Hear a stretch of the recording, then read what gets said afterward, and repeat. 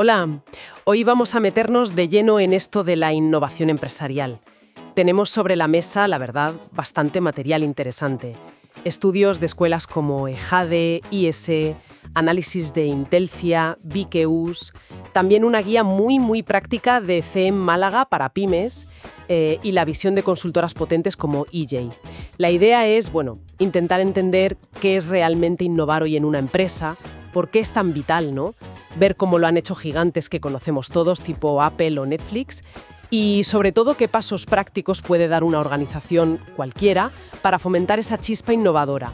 Y para empezar fuerte, un dato de PwC que la verdad impresiona bastante: el 93% de los directivos a nivel mundial, el 93%, ven la innovación como la clave, la palanca principal para crecer en los próximos 5 años. Casi nada. Así que, venga, vamos a desgranar esto un poco.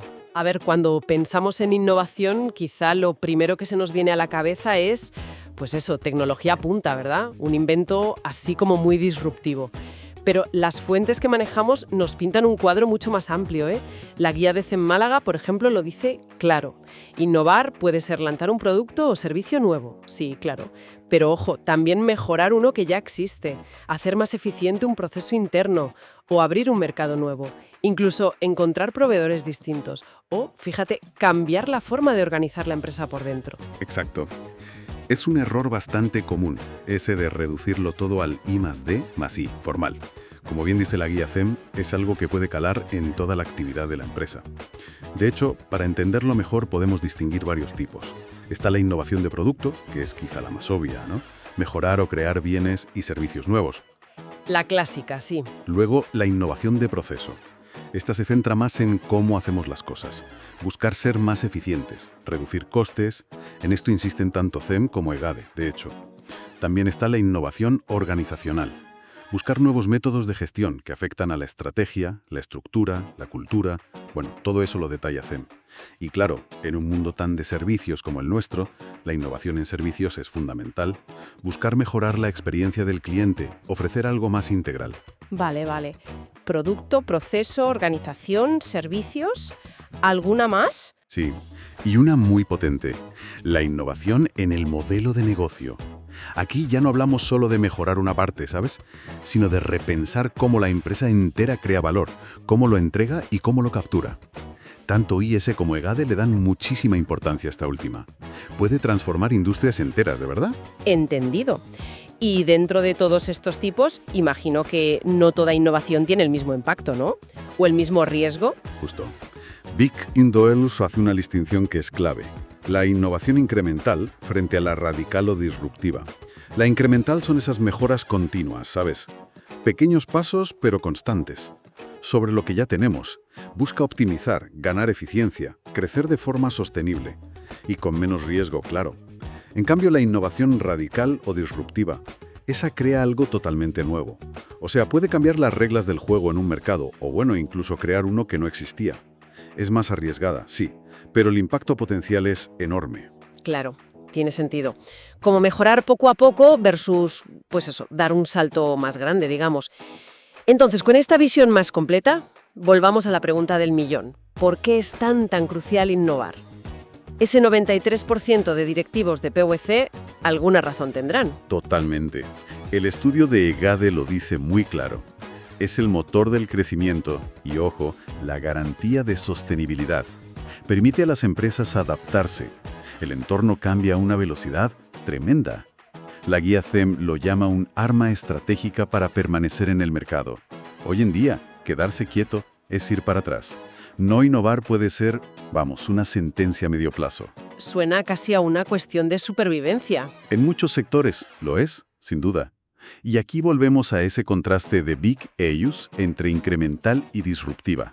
La disruptiva tiene ese poder transformador, sí. Puede quitarle el sitio a líderes establecidos, pero el riesgo es muy alto. La incremental, aunque parezca menos espectacular, da estabilidad y mejoras constantes, que son básicas. Por eso, muchas empresas lo que intentan es buscar un equilibrio. Tener como una cartera de innovación que combine un poco de las dos. Entendido el qué y el por qué, creo que lo mejor ahora es ver ejemplos reales. Venga, vamos a ver algunos casos que mencionan las fuentes. Empecemos por Apple, un clásico que analiza EJADE. Es increíble pensar que a finales de los 90 estaban, bueno, casi al borde de la quiebra. Increíble, ¿verdad? Y míralos ahora. Lo interesante es ver cómo lo hicieron. EJADE señala varias claves. Primero, un diseño rompedor. El iPod, el iPhone, el iPad no solo eran bonitos, eran funcionales, fáciles de usar. Pero ojo, no fue solo el producto en sí. Crearon un ecosistema potentísimo. Integraron hardware, software, iOS, macOS y servicios, iTunes, la App Store, iCloud. Todo conectado. Y además, una optimización brutal de su cadena de suministro, sus procesos internos. Claro, es que no te venden solo el aparato, te venden la experiencia completa, el acceso a ese universo Apple. Exacto. Es una combinación maestra de innovación de producto, de proceso y, sobre todo, de modelo de negocio. Han creado una lealtad en los clientes enorme, precisamente por esa integración, por esa experiencia. El valor no está solo en el cacharro, está en todo lo que lo rodea. Otro caso que a mí siempre me ha parecido espectacular es Netflix. EGADE también lo analiza. Es que pensar que empezaron enviando DVDs por correo postal. La transformación es brutal. Es un ejemplo de libro, vamos, de adaptación y de disrupción. Sus claves, según EGADE. Primero, una reinvención total del modelo de negocio. Dejaron lo físico y se lanzaron al streaming. Segundo, una apuesta fortísima por la tecnología. Sus algoritmos de recomendación son famosísimos, la personalización. Y tercero, un enfoque total en el cliente, que puedas ver lo que quieras, cuando quieras y donde quieras. Fácil. Y luego, claro, empezaron a crear su propio contenido. Eso también fue un giro clave, ¿no? Totalmente. Invirtieron un dineral en producción original, convirtiéndose también en un estudio. Esto encaja perfectamente con lo que IESE llama innovación en el modelo de negocio. Vieron venir la ola digital y no dudaron. Se subieron, aunque eso significara, cargarse su negocio original de DVDs. Y esto nos lleva a una pregunta importante. ¿Cómo pueden las empresas hoy no solo reaccionar, sino anticiparse a estos cambios tecnológicos tan bestias? Buena pregunta, sí. Y quizá un tercer ejemplo rápido para ver la disrupción en un sector súper tradicional, Tesla. EGADE lo destaca mucho por cómo ha sacudido la industria del automóvil. Sí, Tesla es un caso clarísimo de innovación disruptiva, como la definía Clayton Christensen, que lo mencionan en Big.eus. No se limitaron a hacer coches eléctricos sin más. Crearon vehículos eléctricos, pero de alta gama, muy tecnológicos, con un diseño atractivo, asociados a la sostenibilidad. Apuntaron a un nicho que buscaba algo diferente, y lo hicieron crecer. Además, EGADE señala esa sinergia con SpaceX y cómo se han diversificado hacia la energía solar, el almacenamiento, creando también su propio ecosistema. Rompieron moldes en producto, en tecnología y hasta en el modelo de venta directa al cliente. La verdad es que inspiran mucho estos ejemplos. Pero claro, son gigantes. ¿Cómo puede una empresa más normalita, una pyme, por ejemplo, aplicar esto? O sea, ¿cómo se fomenta la innovación desde dentro, en el día a día? Es la pregunta clave, claro. Y las fuentes dan algunas pistas prácticas.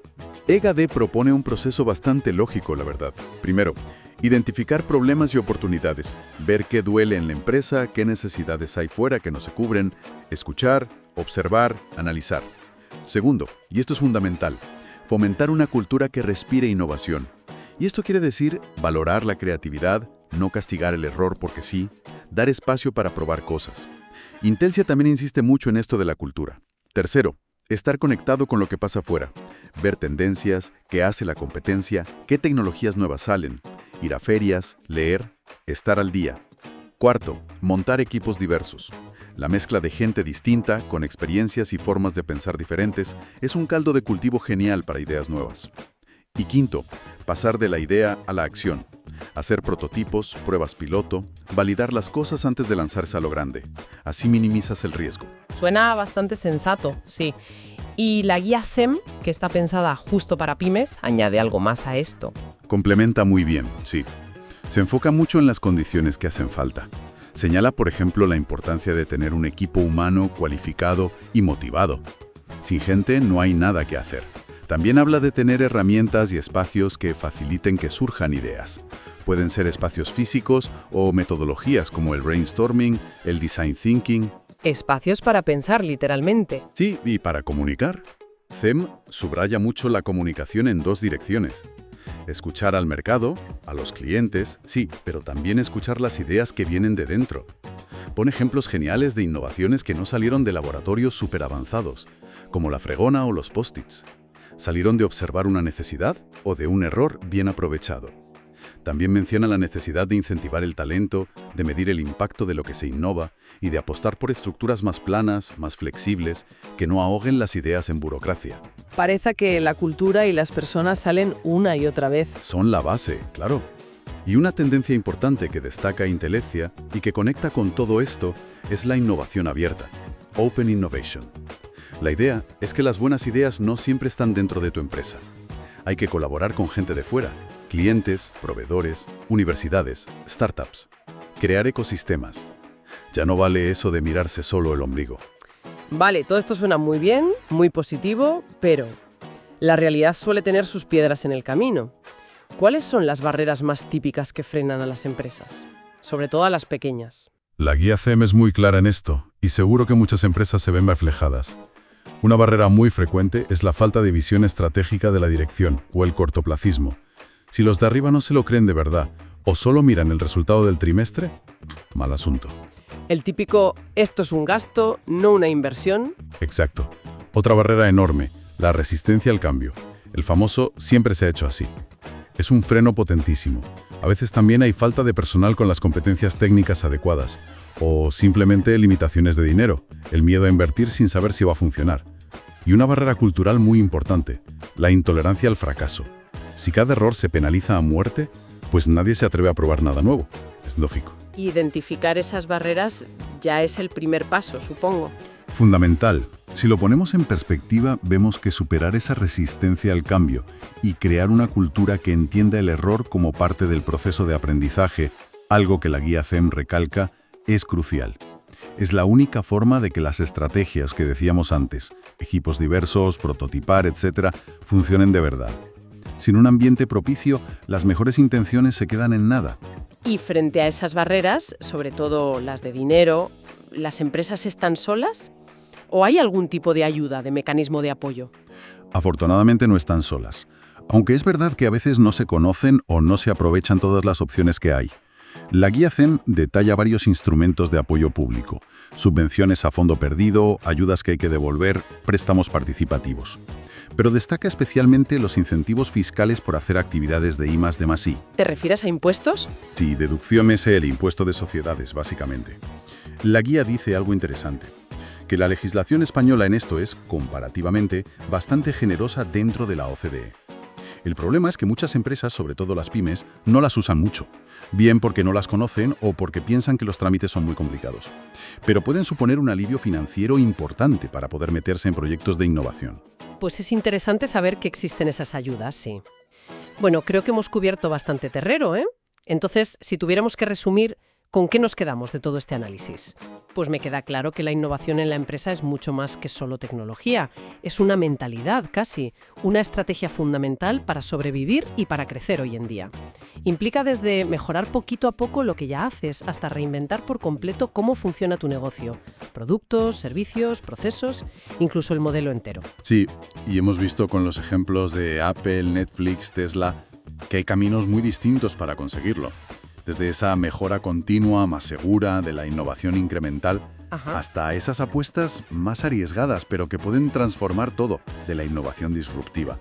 Y que para lograrlo hace falta como un cóctel de cosas, una cultura que lo apoye, equipos con talento y diversos, estar muy conectado con el mercado.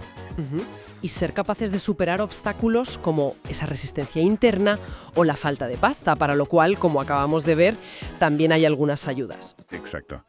Y si tuviéramos que dejar una reflexión final ahí, en el aire, las fuentes hablan mucho de métodos para innovar, como ese modelo de 5 etapas basado en IDEO que menciona IS. Observar, sintetizar, idear, prototipar, testear. Ahora, pensemos en tendencias actuales como la inteligencia artificial generativa, la Gen AI, que EI dice que es clave. ¿Cómo podría esta tecnología cambiar esos mismos procesos de innovación?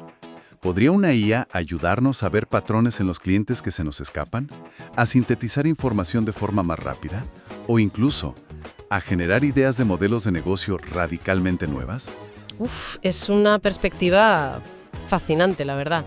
Y da un poco de vértigo también. Lo es. Y otra derivada interesante, pensando en lo que concluye Vikeus sobre la creación no disruptiva.